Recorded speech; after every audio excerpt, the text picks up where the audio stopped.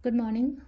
Ngasi Nomaijing Numit ko Nomaijing Numit ke card ki message ai petang yeng minarase Nomaijing Numit aham number se 156 laide aduga color dana akhoi gi pink color kumba kai gumba dumana sina bi be ko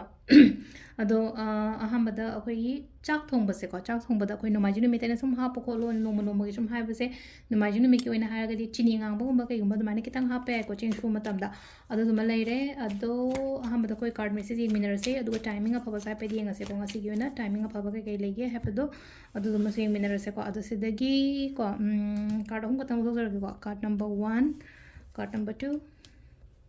aduga card number 3 ko ahamba ani shuba hum suba ko ahamba khan banga yenga so hadi first card khan banga yoina ngasi goina kari message la ke habedo ko first card sila ise leina ko sida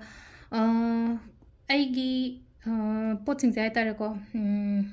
aina khaliba mayam do ingonda phangba oina lakani ko hadi aigi favor do oiba harasne ko ai kenoma ho nei kenom mari yenar lei ko le nange hadi result ama kari ma lakte har result to aigi favor da kaida maina lakko gumba oina ore ko a result aigi favor da lakko gumba lei aduga kai gumba lei aina aigi favor da lakpa je aina chumba gadi kai gumba aina lanbo aranbo oira gadi ai ngamoi ko hadi ngasai gi hadi aigi opposite person duna hadi mana chumme adu taraga zum akoina lan lana aina mari ye le khalade ngasai gi mangon da dum kana ba phange lan raga di dum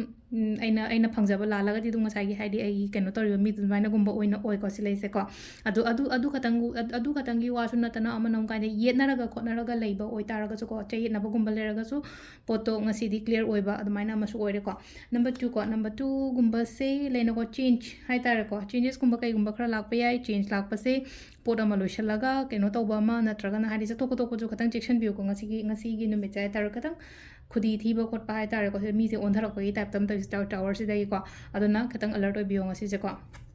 number 3 से positive हो यामना को Heidi positive हो हाइबा की आत्रा this लाइसे yam फजना high तारे को card से मसक सु खतंग येंग बदा फजद्रांग खंग नुपिंग खक फम का यामना केना दमाइना गुम बलरि से ngasi gi numit se adum afabo igani ko aina khanjaba aina ningjaba adum ba mayam dum su leire aduga keno ma hai tar ko masak thok pot gumba kai gumba la o ko lo haiba su dumaina piri ko adu sisina ko yi card message leire ko timing su ape denga se ko timing sin ayu ki pung 3 ka minute 3 tagi na pung 13 ka minute ru phang leire ko adagi 12 ka minute kun taruk toina amma ka minute fu taruk phang leire adagi mong mari ga minute kun taruk taina mapan ga minute kun taruk phang leire ko aduga